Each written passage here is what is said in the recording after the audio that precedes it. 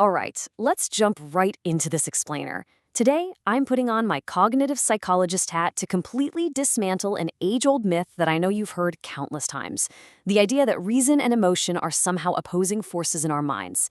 Now, if you're a manager or making decisions in high-stakes environments, you've probably been told to just leave your emotions at the door, right? Well, let's unpack this, because modern cognitive science actually tells us a completely different and frankly fascinating story. Our emotions are absolutely not the enemy of reason. They are literally the foundation of it. You've probably heard this famous quote from Blaise Pascal: "The heart has its reasons of which reason knows nothing." It perfectly captures how, for centuries, Western philosophy has regarded emotions with really deep suspicion. Historically, we've treated emotions as these primitive, chaotic passions that just have to be tamed by the superior logical mind. We're taught that to be a rational professional, to navigate business effectively, we have to operate like cold, calculating machines. But as we're going to see, a purely calculating machine is actually terrible at surviving in the real world. If we go all the way back to 1671, there's a brilliant depiction that perfectly captures this historical misconception. It literally shows reason, personified as this regal figure guided by divine grace, holding wild passions like fear and despair in heavy iron chains.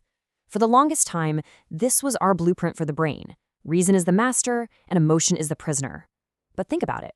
What happens if we actually remove those chains? What happens if a person truly loses their capacity to feel those social passions? To answer that, we can look at the wild, true crime story of Edward Muybridge, who was a pioneering figure in early photography. Back in 1860, Muybridge was in a horrific stagecoach crash. He was thrown headfirst into a tree, suffering really severe brain damage. Miraculously, he survived. But when he finally went back to work years later, his friends realized he was a completely different person. He was erratic, obsessive, and just totally lacked normal social judgment. Later on, he got married. But when he found out his wife had an affair, Muybridge calmly tracked the other man down, introduced himself, and shot him dead in cold blood.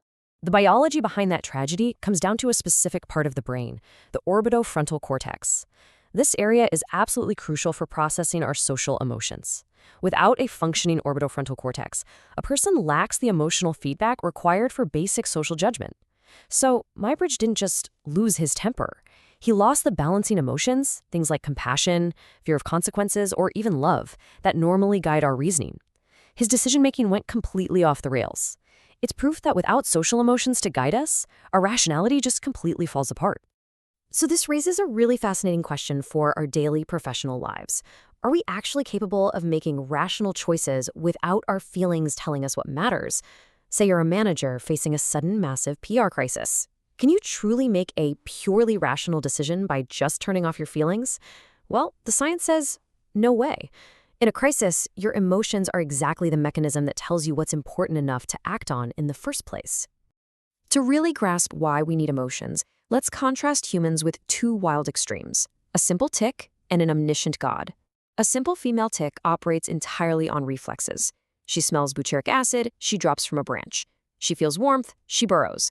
Her world is so incredibly simple, she doesn't need emotions to make choices.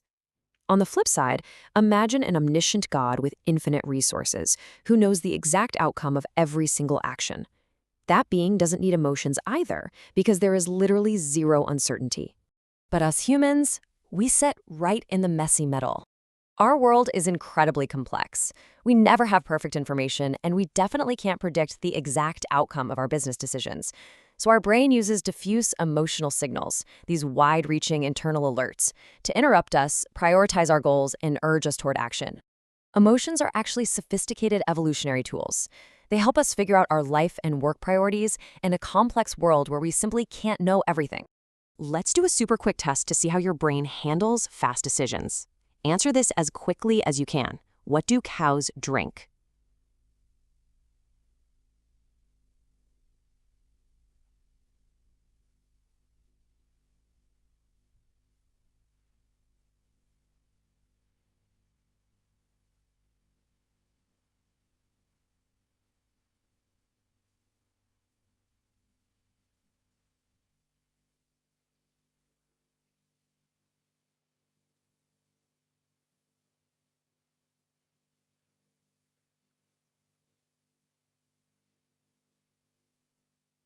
Did the word milk instantly jump into your mind? If you just thought milk, you totally fell for a cognitive heuristic. And hey, it's okay, we all do it. Your brain associated the words cows and drink and fired off the strongest association. But obviously, adult cows drink water. This is just a simple example of how our brains rely on fast mental shortcuts. Cognitive science splits our thinking into two distinct systems. System 1 is fast, it's involuntary, and it relies on intuitive heuristics, like automatically thinking cows drink milk. System 2 is slow, deliberative, and takes effort. Now, here's where it gets critical for leaders. Our emotions often act as those fast System 1 heuristics. When you're in a crisis or under high cognitive load, your brain defaults to System 1. Managers actually make massive cognitive errors precisely because they ignore their own emotional states, not realizing that their underlying anxiety is secretly steering those fast System 1 decisions. This tees up a brilliant concept called the affect as information theory. When a decision is just too complex to perfectly analyze, whether that's navigating a multi-million-dollar negotiation or even just feeling overwhelmed evaluating an everyday purchase like a new laptop, we literally can't weigh every variable. So we rely on an internal shortcut. Subconsciously, we ask ourselves, how do I feel about this? We use our current mood as data. And the proof of this is pretty wild. A famous study by Schwartz and Clore actually called up people in Illinois on either gorgeous, sunny days or gloomy, overcast days and asked them to rate their overall life satisfaction. The data showed a massive difference. People reported significantly higher life satisfaction on sunny days. But here's the catch.